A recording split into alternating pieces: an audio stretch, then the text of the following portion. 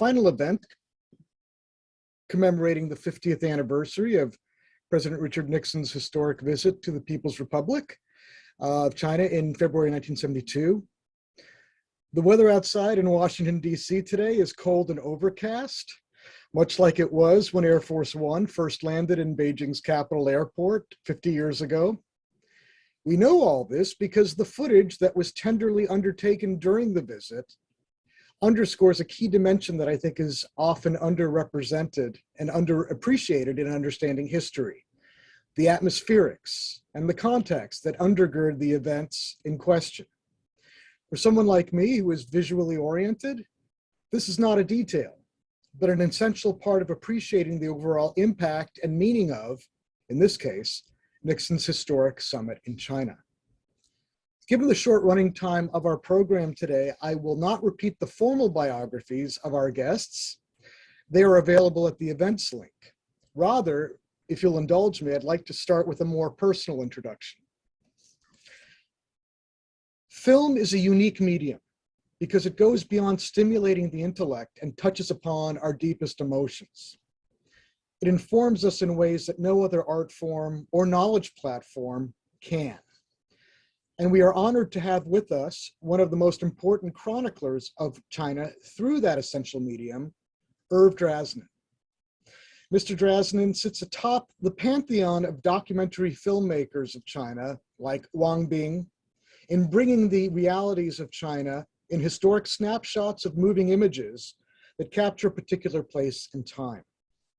His body of work stands alongside such feature filmmakers as Zhang Yimou and Jia Jiangke as essential windows into our understanding of China and how it has evolved in ways that social science and policy analysis just cannot hope to touch. He is the director of such important films as 1974's Shanghai, 1976's Looking for Mao, 1992's China After Tiananmen, which I watched again this morning and brought back many, many good and also complicating memories, and the extraordinary 2012 biography of an equally extraordinary individual, Sidney Rittenberg, The Revolutionary. They take us down the rabbit hole of China that is equal parts fascinating and vital. The screening for today's program is Irv's film, Misunderstanding China. At the time of its release, it was an historic document of the extent of our knowledge of China, which was minimal at best. Indeed, a Washington Post editorial opined, if Mr. Nixon had revealed that he was going to the moon, he could not have flabbergasted his world audience more. A half century later, it's an equally fascinating time capsule into situating the Nixon visit in its proper historical context. It is, in short, a gift. In addition to Mr. Drasnin, we are incredibly fortunate to have Dr. Xioyan Zhao Drasnin with us today. Xioyan has led an extraordinary life and career. But what is particularly germane to today's program is the fact that she represents an important element that is absent from much of the celebration of the 1972 visit. While the US delegation toasted and was toasted by Zhou Enlai and his team in the rarefied chambers of the Great Hall of the People and the Diaoyutai guest house, Xioyan was, like hundreds of millions of Chinese, toiling in the countryside in the final throes of the Cultural Revolution. This generation, her generation, volunteered or were volunteered or otherwise compelled to undertake reform through labor under the notion of the mass line, where they would learn from those most advanced elements of production and revolutionary fervor, the peasantry. Without acknowledging and appreciating her own experience, our understanding of the 1972 summit is akin to the sound of one hand clapping. She spent her time in Jiangsu, not in the more prosperous Jiangnan region, but in the more backward Subei region, north of the Yangtze River. I visited the area in 1993 when I was still in my pre-scholarly life in the toy business. And even then, it was decades behind what was happening in regions like the Pearl River Delta and the more prosperous areas to the immediate south.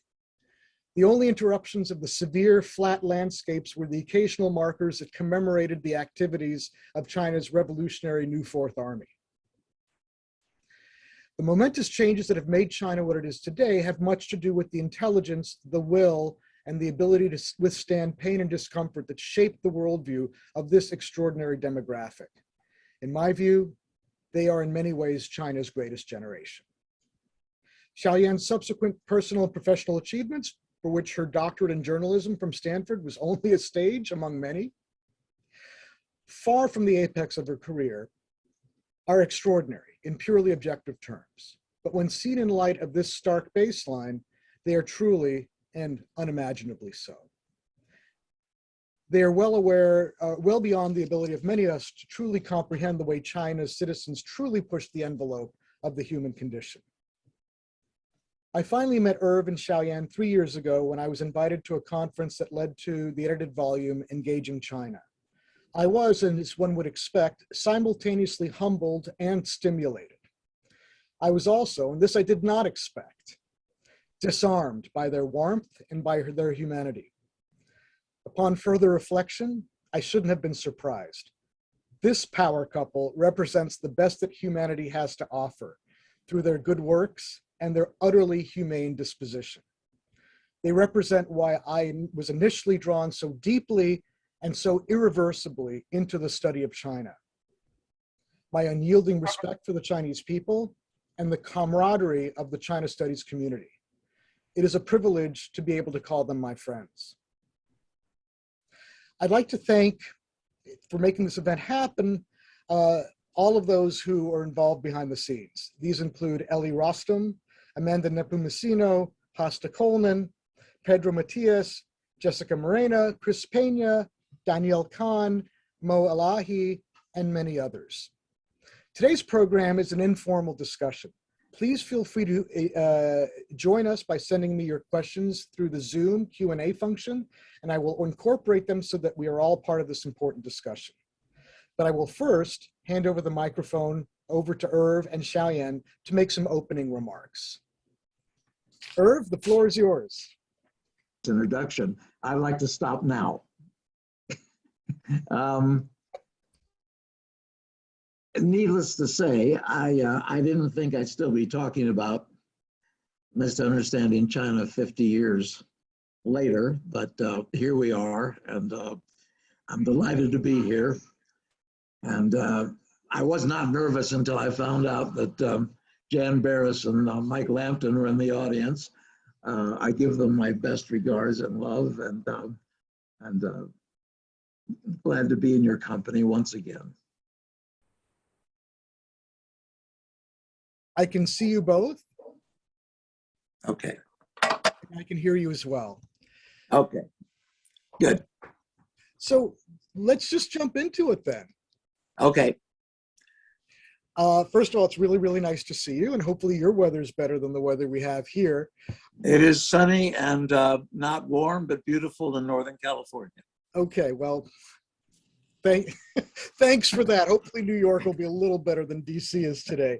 If I may just jump in, Professor Mercer, your introduction really brought tears to my eyes.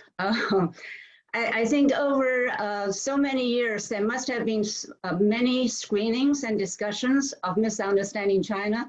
Your introduction was unique and rare, and it moved me. If I may just add one screening, in 1981, when I translated the narration of Misunderstanding China into Chinese and did the voiceover for a screening for the film students and the journalism students in Beijing, I never thought that there will be 40 years later, there will be this discussion together with Irv and with you and with the Johns Hopkins community. I'm very honored, and thank you for including me. Well, the honor is truly ours. And actually, I was going to ask a different first question, but now you've kind of forced my hand, which is, what was the reaction in China to Misunderstanding China? Well, I actually don't know to what extent the film really was widely seen. The only one that I was aware was at the Beijing Broadcasting Institute. That was 1981. Irv was coming to give a 1-week lecture and discussion with the journalism students and the broadcast, filming and video production and that department. So we did the screening. I will let Irv talk about how the students reacted. But for me at the time, when I was doing the translation, it was a difficult task, as Irv would know, and we've told the story many times. The start of the film was already very difficult for me. The stereotypes. Of course, I had no idea about the lives of Chinese Americans in America. But I was very impressed by I was extremely interested in the historical footage of pre-49 China, which we had not seen at all. There were documentaries in China. They were staged. A lot of them were staged, and many of them were Chairman Mao receiving other guests, foreign guests. So the historic footage was really, really an eye-opener. And then the beautiful narration that went so well with the footage and Hollywood images were very interesting to us as well. And I think the fact that the narration itself worked very well with the pictures, and it took us really through the major areas of US-China relations.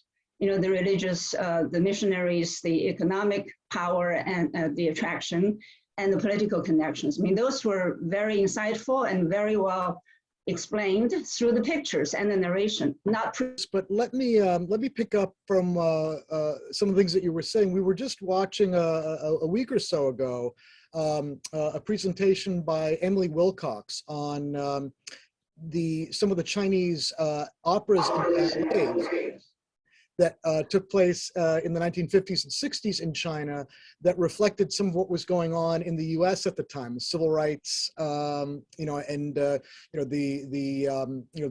various kind of racial problems that were very much a large part of what we understand that period to be here in the United States. And it was jarring, but also very illuminating to see kind of how these, how U.S.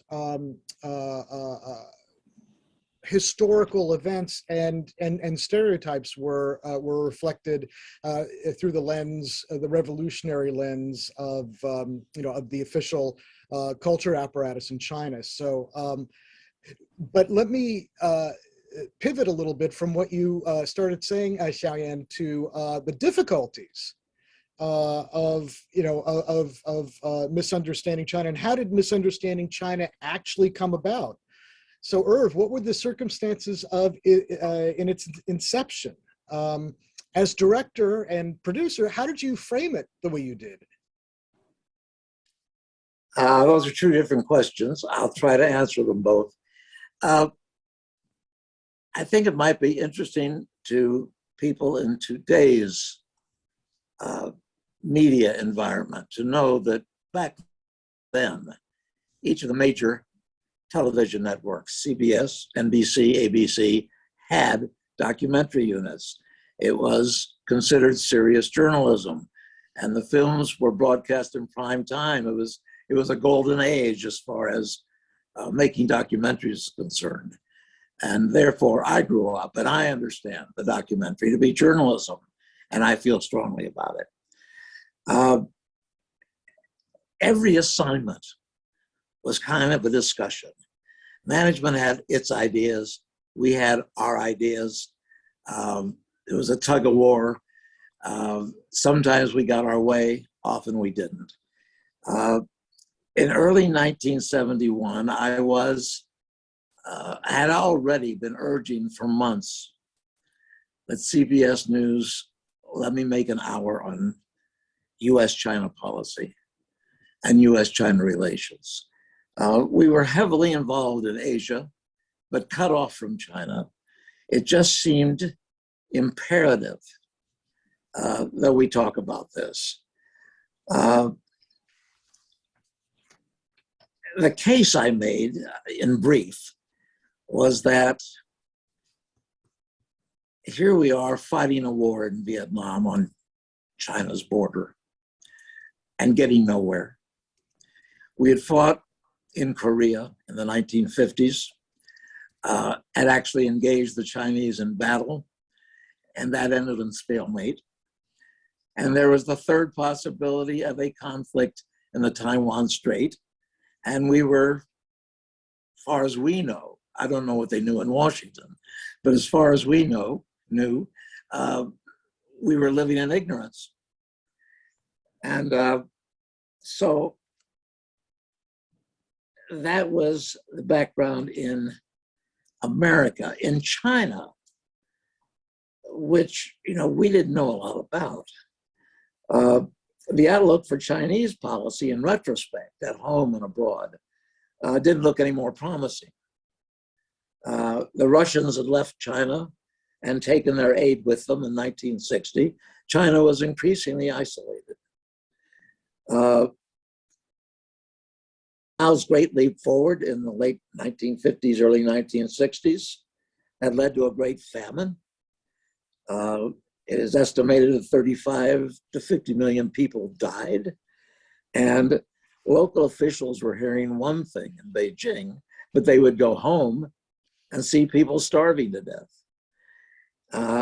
And Mao's leadership was challenged at a conference in 1959, the Lushan Conference. Is in a sense been described as the last moment of truth in China, when these officials stood up and said, "You can't do this. This has got to stop." Mao's answer was a purge and the Cultural Revolution, which had its own political and economic consequences and lives lost. So that's where we were. Finally, eventually, CBS News said to me, the management said to me, okay, you can go ahead if you can film in China. They knew as well as I did I couldn't film in China. We were cut off. So what do you do then? What I did was sit down and write a 4-page letter to Zhou Enlai, the Chinese premier, having nothing better to do, and hope springs eternal. I also had an alternative plan to film in Taiwan, to film in Hong Kong, which was then the outpost, major outpost for American reporting on China, to film in Washington, and to suggest to the Chinese that perhaps they could make someone available for an interview on neutral ground without us coming to China. So that's where it stood. And having nothing better to do, I spent several weeks in a dark room, which seemed appropriate for trying to penetrate ideas about China. And I screened 250,000 feet of film from a great many sources, thinking about a 10 to 15 minute sequence on images of China, ideas about China, a historic perspective, all of that. We had not heard from Zhou Enlai, but there began to be signs of change in our policy and in China's interest in it. One was Pingpong Diplomacy. An American ping pong team that was playing in a tournament in Japan was invited to go to China at the end of the tournament, unheard of, and they accepted the invitation, and there we were, and there they were. Then there were rumors of a secret mission to Beijing by Henry Kissinger a couple of months later, 2 or 3 months later.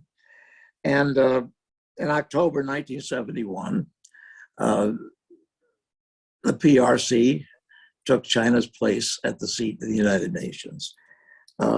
At that point, it occurred to me that I should rethink the film. The changes were taking place, and here I was sitting on all this raw material that I didn't have the name of it at the time. That could be Misunderstanding China. A different way to look at it. There's a bibliography for this, for its importance, for its relevance, and I had no idea. CBS News had no idea what I was doing. With the help of my good friend, Charles Cronk, I start, they are more willing to listen to a CBS News correspondent who has a following on television than a CBS News producer who cannot get into China. So I showed Carol what I was doing. I had started editing some sequences. And he said, finish it. Write the narration and I will narrate it. And I will go to bat for this version of the film. And that's what happened. And when Nixon when the trip to China was announced, CBS News decided to use this film, which we call Misunderstanding China, as part of its coverage before the American delegation arrived in Beijing. I have two footnotes to this, which I like to mention. For some reason, it was presumed at the time, at least by some, that this film was made because of the trip to China, because of this opening up, which was simply not true. One had nothing to do with the other. It was coincidental. It was a stroke of luck. It was whatever you want to call it. And there was speculation that it was even made because individuals or agencies in Washington wanted it made in order to kind of smooth the way for a change in our relationship to China, which is absolutely not true. That would never have happened. Both those ideas are untrue and offensive, and I just feel compelled to mention that. Footnote number 2, did we ever hear from Zhou and Lai? Not directly, but in a way we did. After the Nixon trip, the 3 major American television networks, not to mention every major newspaper in America, wanted to open up a news bureau in China. The Chinese were not ready for that. And they were not ready for that until 1979 with the formalization of relations. But they agreed to let each of the networks come in and make a documentary. So no doubt, as Walter Cronkite was packing his bags to go to China, the message from Beijing to CBS News in New York arrived, and it went something like this. This is to inform you that we would welcome Mr. Drasnin to China with his camera crew to make a film in Shanghai, which was one of the several proposals I had made in my 4-page letter. And therefore, Walter had to unpack. And in May of 1973, I walked across this rather unsubstantial bridge between Hong Kong and China. And there were 4 PLA guards there, and the smallest train station you can imagine. There was no room for anybody to sit in it, but there was a whole wall of Mao's little red book in several languages. And there boarded a train to Guangzhou. Now, this place was in the middle of nowhere. I mean, there was nothing there but fields, and it turns out, of course, that that middle of nowhere became Shenzhen. You know, one of the major economic metropolises in China today, and that was that. And at the airport, I'm in Guangzhou, to get the plane to Beijing, which I think was still called Peking at the time. There was Jan Barris and company waiting for the same flight. That's how I met Jan. Why am I not surprised? So that's fascinating. And that, of course, that I want to circle back around in just a moment about what it was like to actually film in China subsequently, beginning with. Oh, well, that's a whole nother session. Subject. First, let me finish the answer to this in terms of how we frame the film, which I'll make brief. There's no one way to make a documentary film, but if you are doing it as journalism, there are rules. It is a process, and the beginning of that process is intensive and widespread research. Looking for, you gather knowledge, you gather ideas, you consider possibilities.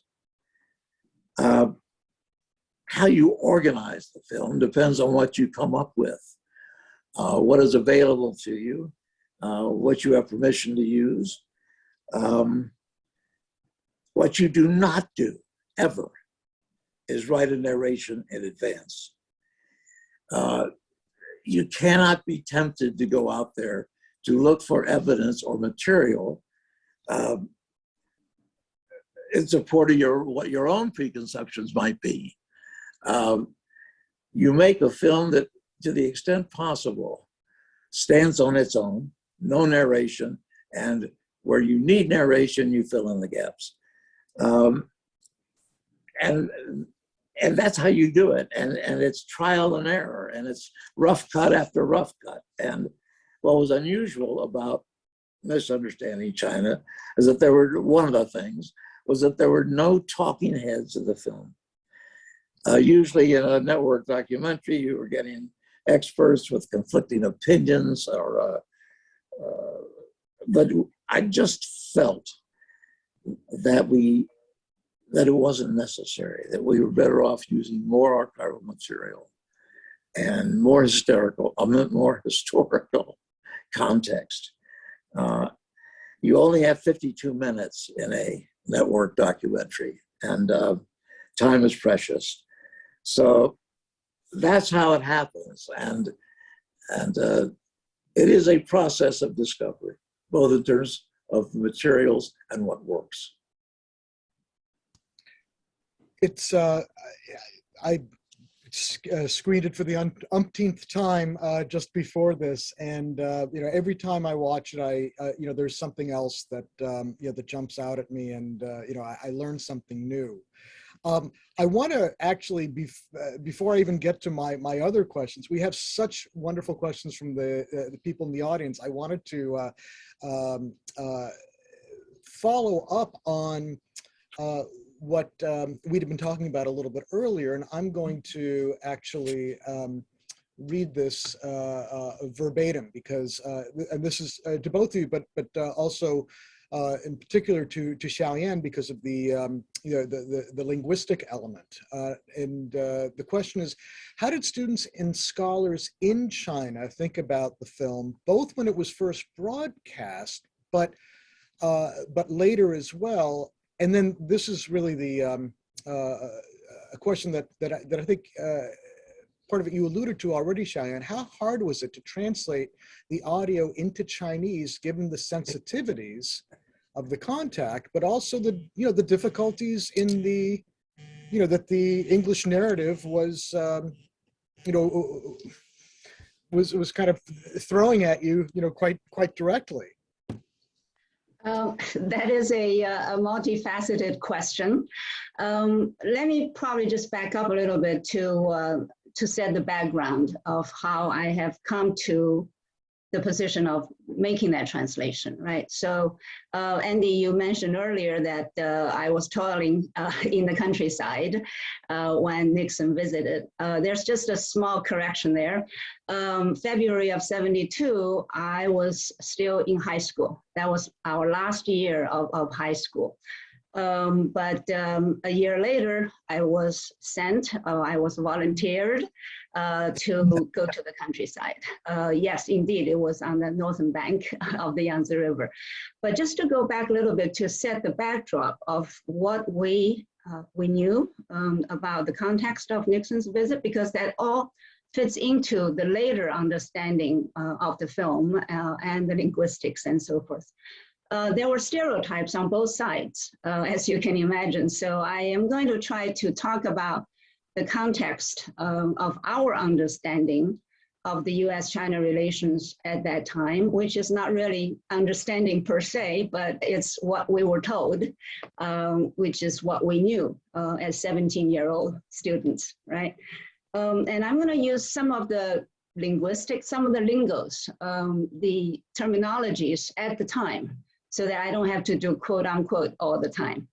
So in 72, the Cultural Revolution has entered its 6th year. It would go on for another 4, but we didn't know at the time. We thought it was going to be a continuous revolution, as the chairman instructed us, continuing revolution under the proletariat dictatorship. There were waves of campaigns all the time against class enemies of all kinds. And I think Irv mentioned this. The most shocking of all was the incident of Lingbiao. In September of 71, the chosen successor to the chairman had a coup attempt, and then he ended up in a plane crash in Mongolia.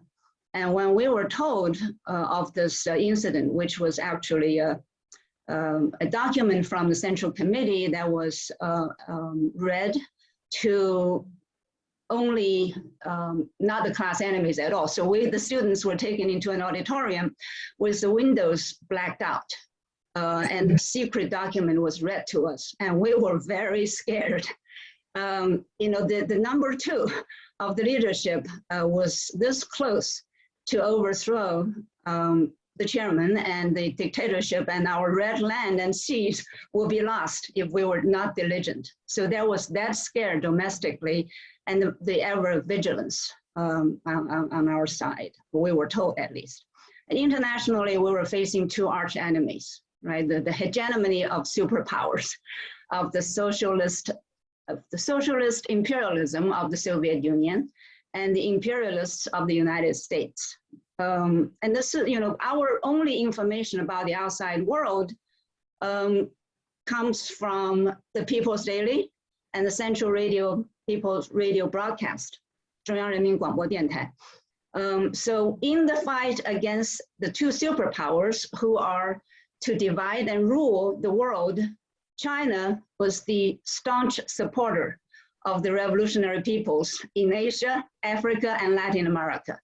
And Chairman Mao was issuing statements occasionally in support of particularly of the Indochina fighters against the US, right? Personally, I participated in 2 welcome ceremonies in Nanjing, including one Prince Sihanouk from Cambodia. A lot of red ribbon dances, and there was a song at the time based on Mao's statement, May 21st statement, in support of the Vietnam and Cambodia and Laos, titled East Wind Blows, Fight Drum Beats. In today's world, who's afraid of whom? Not the people who are afraid of the US imperialists, but the US imperialists who are afraid of the people. So that was the backdrop. But so when we heard of the talk between Kissinger and Zhou Enlai in 71, one of my classmates said, oh, this is the time to beat Nixon. And we knew that that was not the thing to say, because it was explained to us, okay, this is a sign that shows that the US imperialists are isolated, and it's a sign that China's status and reputation internationally has grown. And it even forecasts that China will be accepted back into the UN. So that was the kind of the backdrop, right? So when the visit of February 72 came about, we were given the instruction of not too cold, not too hot, not too humble, and not to be too arrogant. 不冷不热，不卑不亢. So we carried out that instruction very well. When foreign journalists came to our school to have a forum, or not a forum, a 座谈会, a discussion, I think all we said was what we learned from the People's Daily. And after the discussion, this journalist was not very pleased with all this official talk. So he put me aside and said, what would you like to do after graduation? And of course, I said, serve the people, which also is the Chairman Mao's teaching. So at that time, there was so much rhetoric that was coming down and try to explain the backdrop. And as people who did not have the access to information from other sources, that's what we bought. Although one little more in-depth explanation of the improvement was that we have two arch enemies, and we bet because there were the border skirmishes with the Soviets. We should adopt the ancient strategy of diplomacy with the country afar, and war with the country near, 远交近攻. So that was one thing that we thought, oh, that's a very good explanation, much better than what these other official explanations were. So that was the backdrop. 1972 was actually a year when we did start to study for real. Prior to that, a lot of the work, a lot of the classroom, there was not a lot of classroom activities. We were sent to factories, to army barracks, to river docks to learn from the worker peasants, soldiers, and a lot of criticism meetings and a lot of sessions to study Chairman Mao's works. Those were the kind of the activities for the students all over the country. But in 73, yes, in May of 73, I left Nanjing and left my parents and went to live in a village, worked in the fields and all that. So when translating should we talk about that a little bit later on? Shall I continue? Okay, so fast forward, I was selected after 2.5 years in the countryside to be a worker peasant soldier student, which meant that there was no entrance examination. I went to Beijing to study English, and we were lucky at that time that we had foreigners to teach English as well. So from 75 through 78, I was studying English with some Californian teachers, and we were able to study some, actually Reader's Digest was one of our textbooks, and we read Jack London and some other American progressive writers. And also some news reports from English language newspapers around the victory of Second World War. So we had some of that U.S.-China relations in the English study classes that we had. So when it came in 81, Professor Drasnin was to visit the school, and we were to screen the film. I was called to do the translation. It was very difficult, but I had the American teacher, Helen Young, who lives in Palo Alto, who helped me, as well as my Chinese teachers, who at the time were trying to teach us also classic Chinese and to really improve upon our language abilities. And so it was not an easy job, but it was very enjoyable work that came about, and I read it over the screening.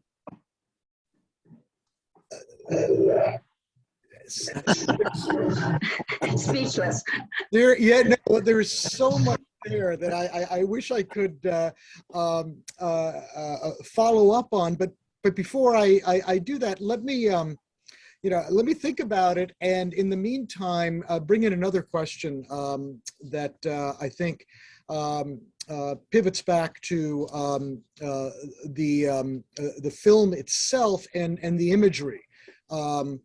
And the question is, one fantastic thing about, I'm reading it verbatim, one fantastic thing about the film is how it clarifies the narrative and the mental image of Chinese people that Americans hold in their minds.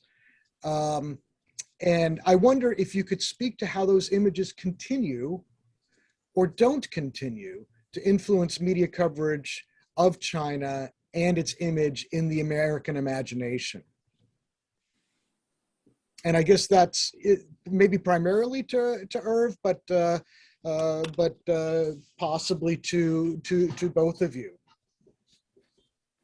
I don't know. It's hard to know. I mean,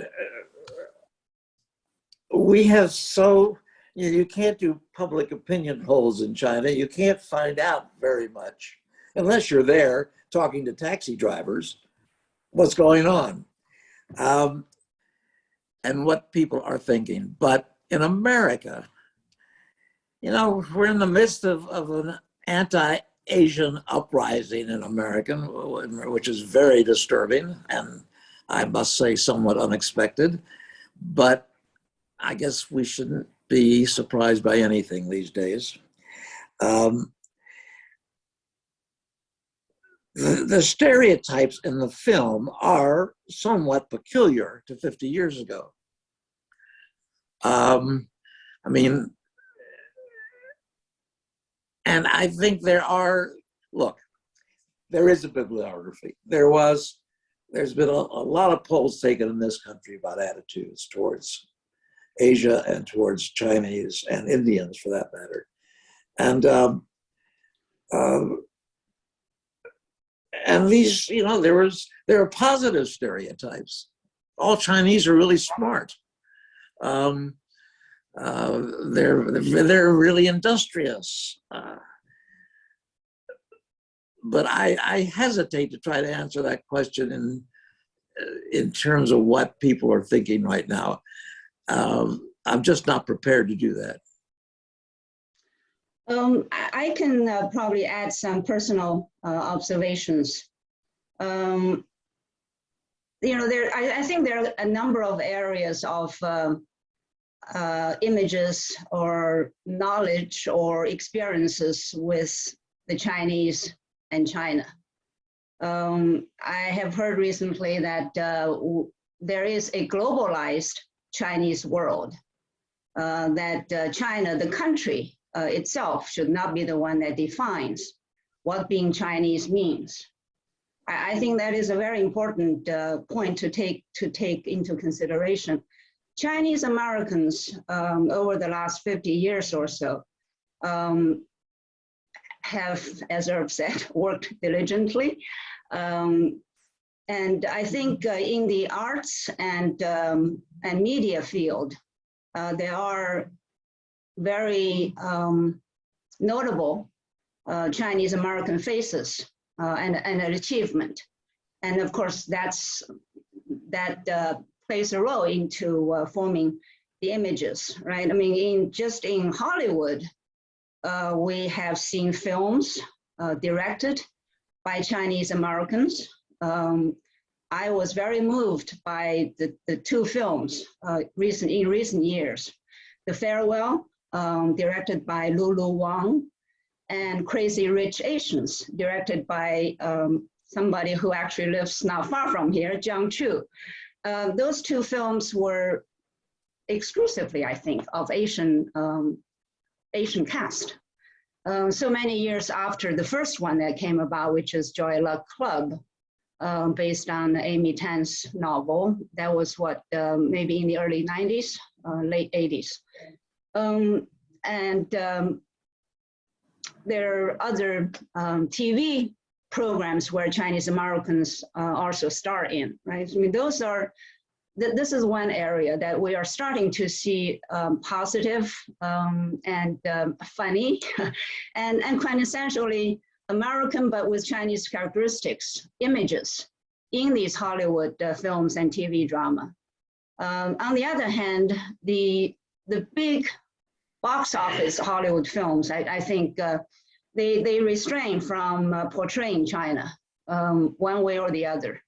the economic leverage of the Chinese market is such that I think these Hollywood producers would not want to offend the Chinese government in any way. There is a new book coming out called The Red Carpet in Hollywood about the influence of China in Hollywood film production. I think one story that they recount, the Wall Street Journal also had an article about that as well, was the remaking of the film Red Dawn, which is a 1984 film in which Tom Cruise and football players fight back the invaders. At that time, it was the Soviet Union. When they thought of remaking it, they first cast China as the invader. But very soon, they realized that that could be punitive measures against it. So they changed it to North Korea. So there are these kinds of self-censorship, if you will, in some of the Hollywood films. So in media, I mean, as a Chinese American, I do think that most of the independent media in this country have been quite factual, and they do the best they can to cover China. But Fox does not help. It certainly feeds into the stereotypes and feeds into the anti-Asian hate. And the Chinese social media, pick that up. Sometimes present that as the mainstream media in America, which is something that's quite dangerous.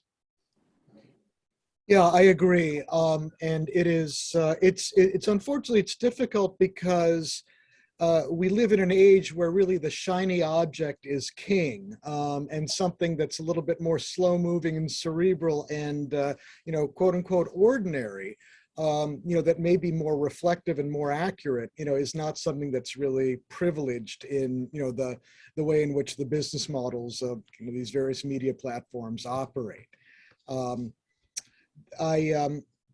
One person asked Irv, when are you going to start thinking about Misunderstanding China 2.0? And so I think that this is all maybe something that could at least maybe motivate you to revisit that dark room again and just think about what that might look like. It's interesting. I've always thought that what we needed was a Misunderstanding America from the Chinese side. No, I have not thought about it. I'm retired. I have thought about a film I'd like to make, which I don't think the Chinese government would like very much. The title would be something like May Has 35 Days. Meaning there's no June 4th. I mean, I think there are subjects to be addressed, and subjects like that would certainly be archival films. You couldn't do much of that in China. But I have not been thinking about that. I mean, I'll stay ahead of the game with what we've got. First of all, you have to find somebody who's interested in broadcasting it. And things are very different about these days that they don't do documentaries anymore. Well, they certainly, there's a dearth of documentaries as serious journalism. I think the point that you made at the beginning is really well taken, and it's a bit, it's a bit unfortunate. In a sense, some of the best ways in which we can kind of glean how things are unfolding in China, would be some of the kind of the more kind of thoughtful feature films that people like I'd mentioned, Jia Jiangke and people like that. I have actually another question, one for each of you. And this may be a little bit of getting down into the weeds, but I think it would be of interest certainly to me, and I think to some to members of the audience and people who are going to be watching this, once we put it up on the website. Xioyan, you had mentioned, I want to go back to, the twin pieces of news that you received, the first of what being the fall of Lin Biao, and then the second one being of Kissinger's visit to meet with Zhou Enlai in 1971. Do you recall how long it was between those events and the time in which it was transmitted to you? Particularly, and I guess the larger question that, behind that is, each of those, I would imagine, really put you off balance, or the people that received that news off balance. Did each of them set you off or set you off balance in different ways? And if so, what might those differences have been? A very interesting question. I think chronologically, didn't the talk between Kissinger and Premier Zhou Enlai happen first? I think that was May. So Lin Biao was in mid-September, and then the talks were in, I think, in mid-October. Was it? Oh, okay. I believe so. Interestingly, the secret visit was in July.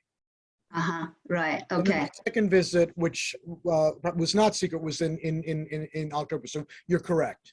Okay. So I don't think that, if it was a secret, interesting, I actually kept a diary at the time as a very conscientious 16-year-old. I don't recall making links between the two. When we heard the talk between Zhou Enlai and Kissinger, it was a radio broadcast, and we were gathered together in class to listen to that. And as I mentioned, it was a shock. It was like, what?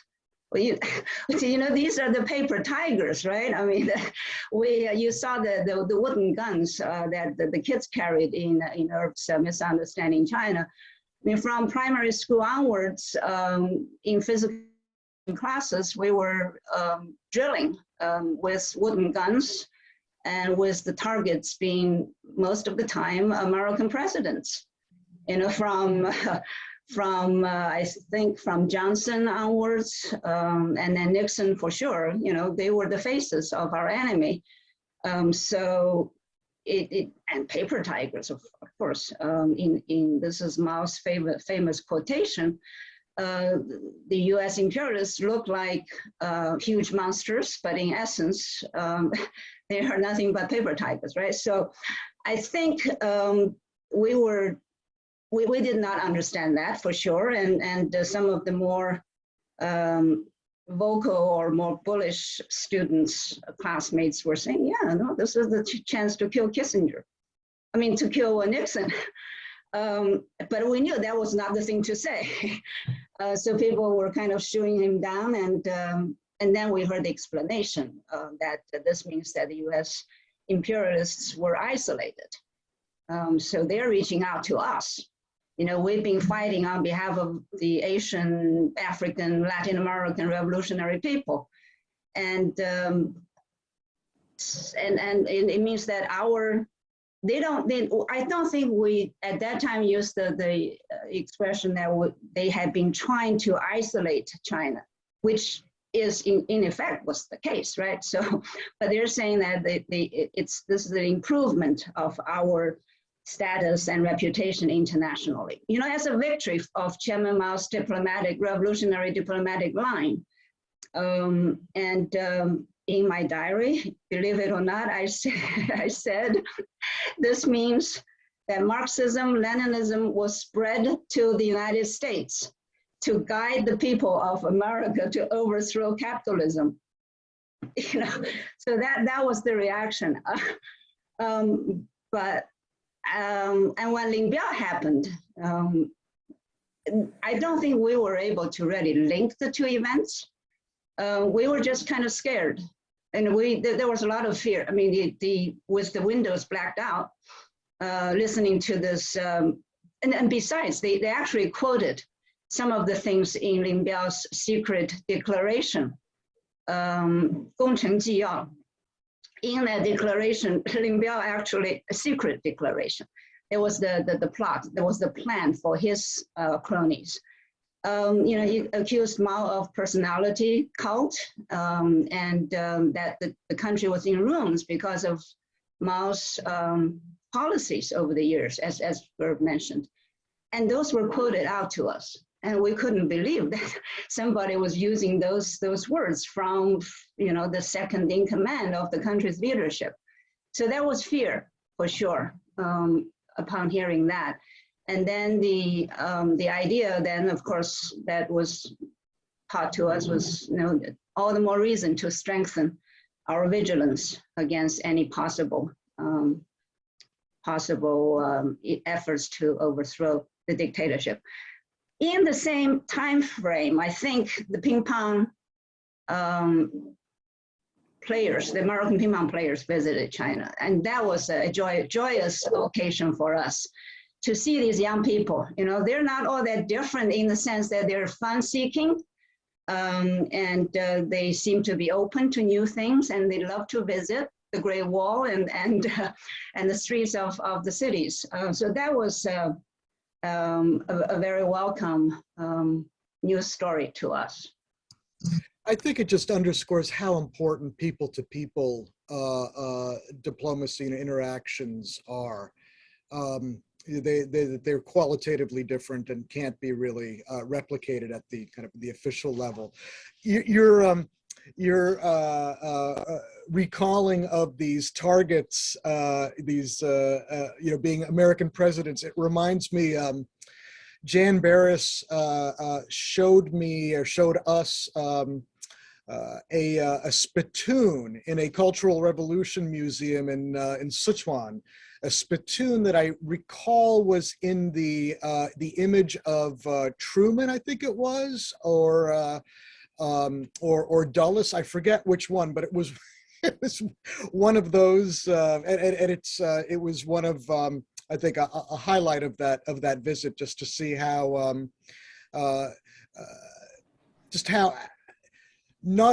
how expressive some of this this anger and resentment was, and how it was personalized and personified. Just absolutely fascinating.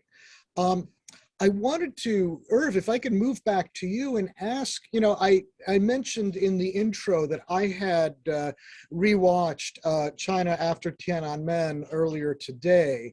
And, so I was a latecomer to China. My first trip was in 1988. I was there for a year. I was delighted to again see images of Chengdu as I remember it in the film, before, things fell by the way of urban planning gone wild.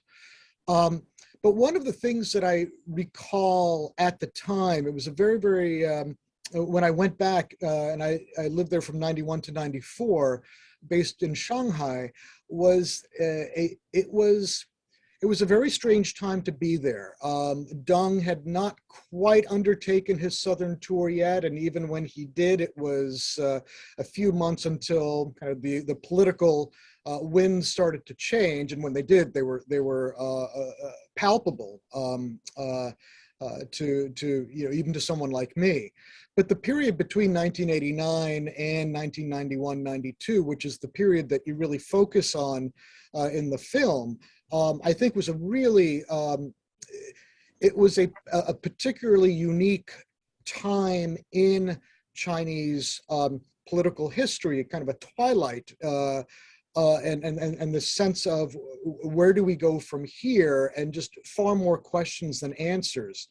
And I thought that what you had brought to the screen was just, it really was as it was on the street there. I mean, it was really something that brought back a lot of really really kind of wonderful and some not so wonderful memories, which I think is a testament to just the quality of the film. Can I ask kind of what how things what it was like to in the 2 decades between making Shanghai and then making in China after Tiananmen, what it was like to basically be a filmmaker, filmmaking in China? There's a preface for that. Perhaps the biggest challenge facing an American reporter in China, not China alone, but in China in this case, is reporting by American standards and expectations in a country whose relationship to the press and to journalists is far, far different than ours. We believe in access. We believe in transparency. We believe in accountability. We believe in the importance of the journalist as independent from government. And it is fair to say that the Chinese Communist Party does not believe in any of these things. So to film in China, you don't go to China intending to break the rules. But if you go to China and do exactly what the rules are, you might as well be working for Chinese television. So you are, on the one hand, you have your own leads, you have your own arrangements, really. And I'll say this, we did a lot of things without our minders around, but I always had a sense that the Chinese knew what we were doing. I can't prove it one way or another, but each of those films, the one made in 1973, in 1982, were different. They are kind of unique to the circumstances of their time. And in 1973, nobody knew what to expect. The Chinese didn't know what to expect of us. We didn't know what to expect of them. You go to China, you think you know a lot about China. You never know enough about China. We never know enough. And everywhere you went at that time, you encountered the Revolutionary Committee. And you would sit down.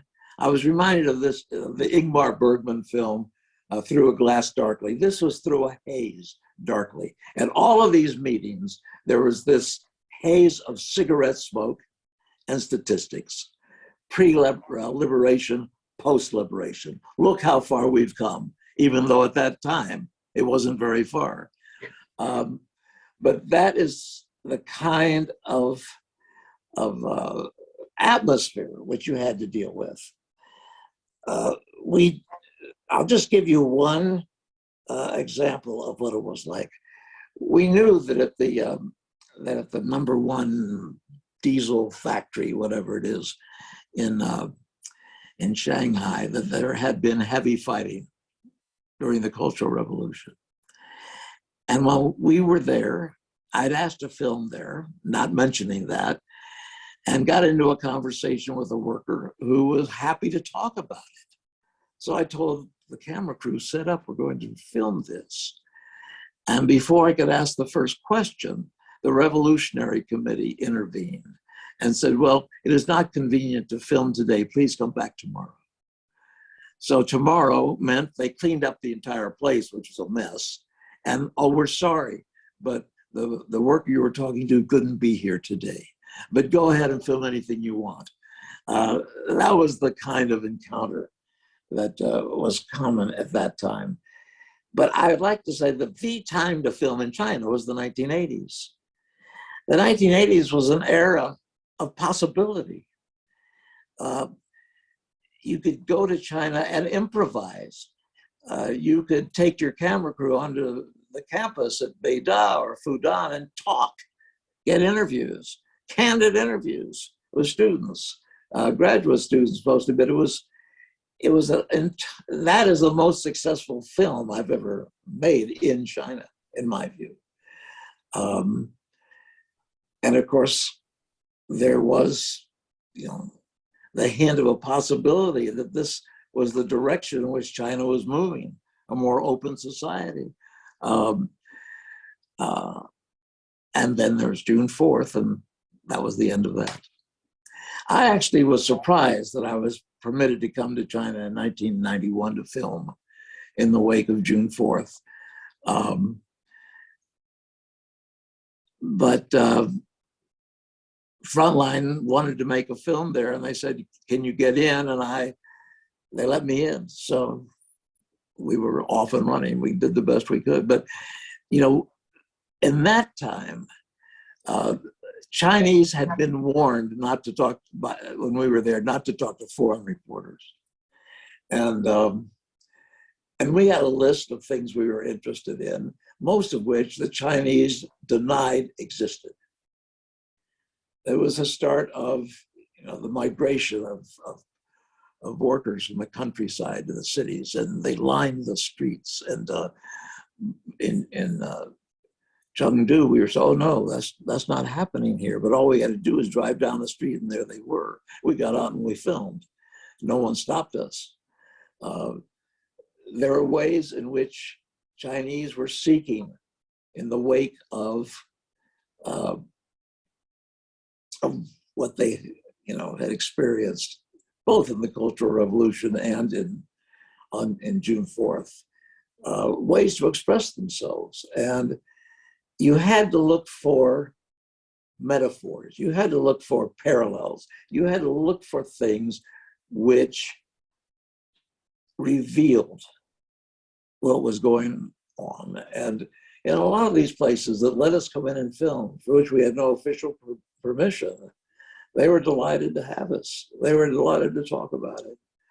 And of course, we used archival material of June 4th, and just as we've used archival material of the Cultural Revolution. There is a very little archival material on the Great Famine that followed the Great Leap Forward.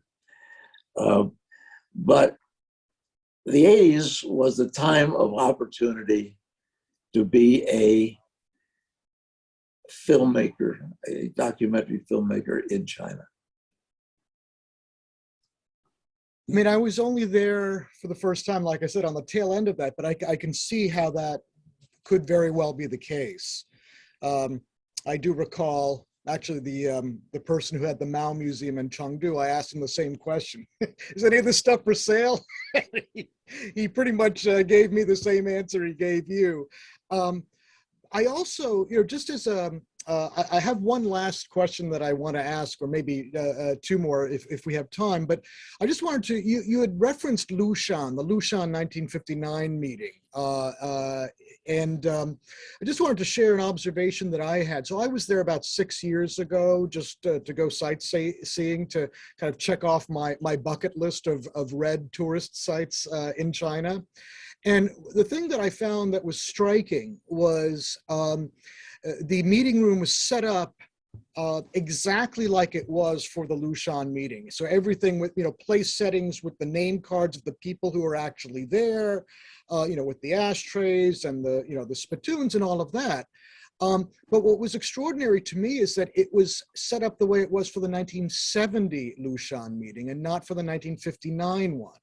And how difficult it actually was. The only time when there was some awkwardness there was when I asked my driver if he could help me find Peng Dehuai's villa. And that pretty much led nowhere.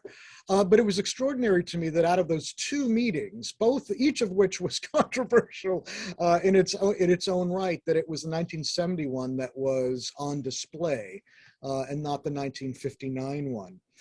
Can I ask? I wanted to ask a real China nerd question that just came up from your last response, Irv, and that was, what was it like dealing with a revolutionary committee versus kind of dealing with kind of post-78 kind of bureaucratic office, or their counterpart in the reform era. Was there much of a difference? And if there was, how did they differ in terms of how in your dealings with them?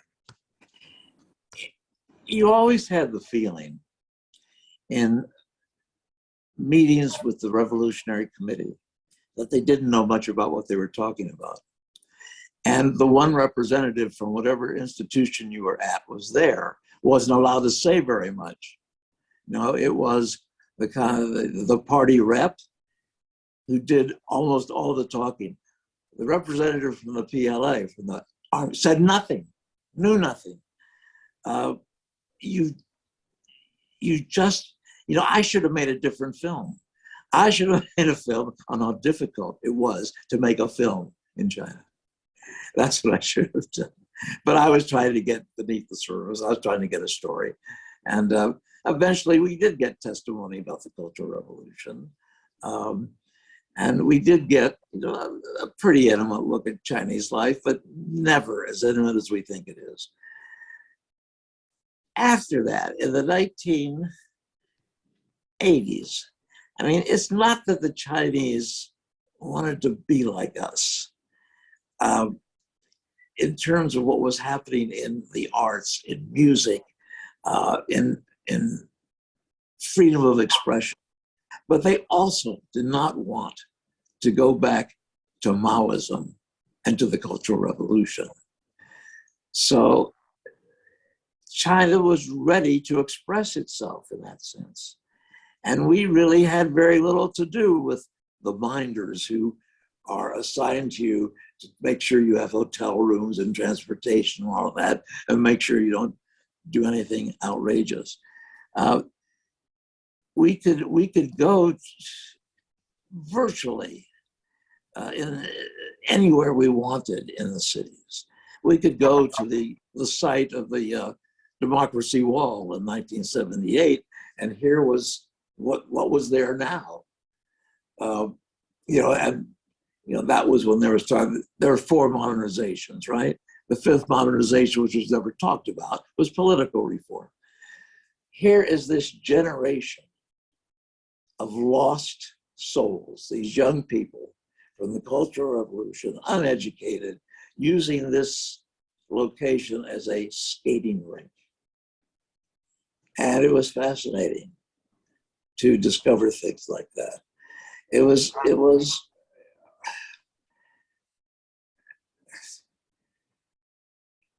was an opportunity, and I'm glad I had that opportunity.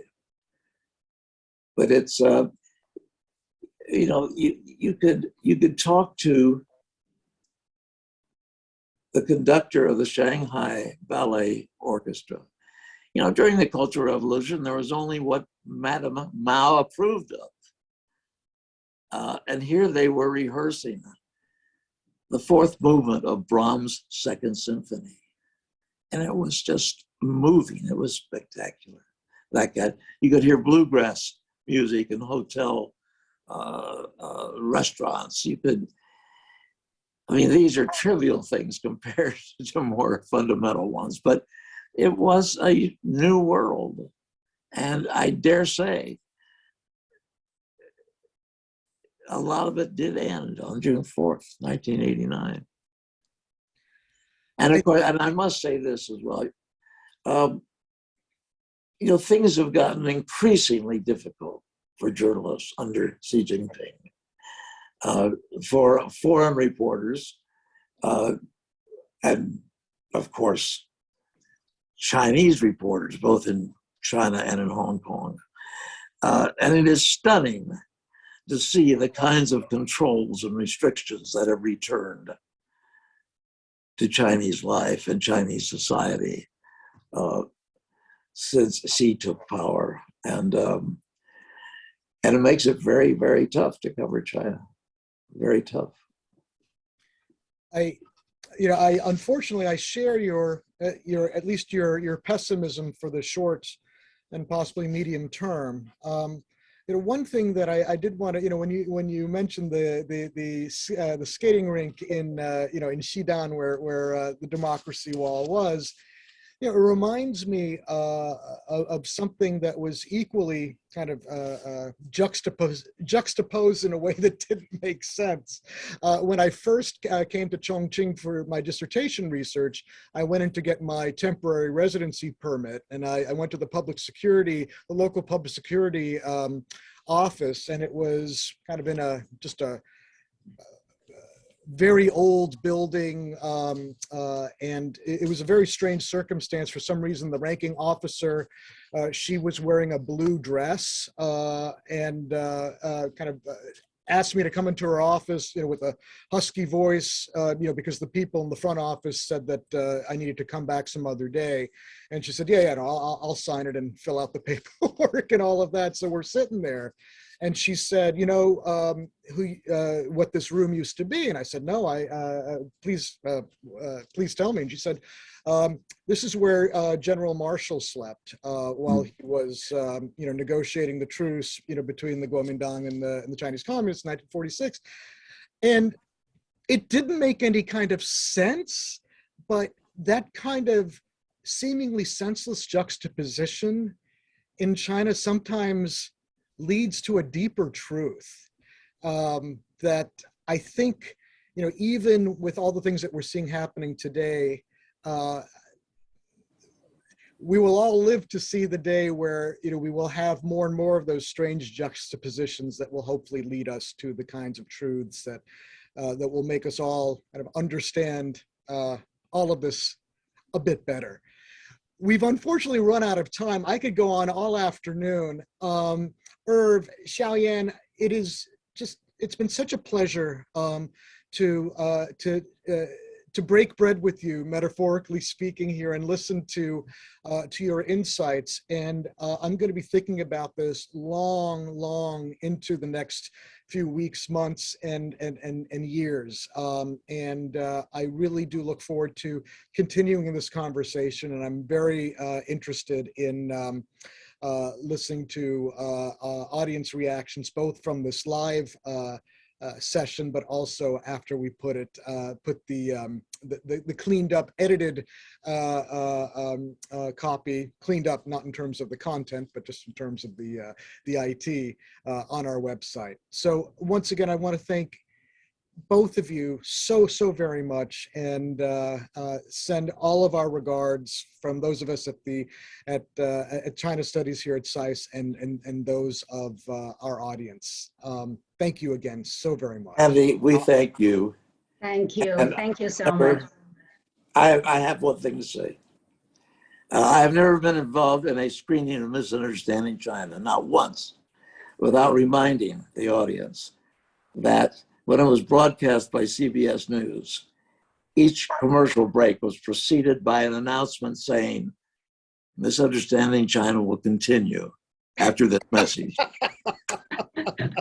Important to keep that in. Okay, if you say that, may I just say one more thing as well, Professor Mertha? To the students, to the next generation, I think it is so important, even when circumstances are challenging in terms of the US-China relations, stay informed and stay involved. There's a lot happening on social media before it's censored. So try to have multiple sources of information and ask questions about, whether this is facts or not. There's still so much as individuals we can do to stay engaged. I think that's as good a place to end it. For me to say anything else would simply be gilding the lily. Thank you both very much, and look forward to talking again very soon. Thanks, Andy. Thank you. Take care. Bye-bye. Bye now.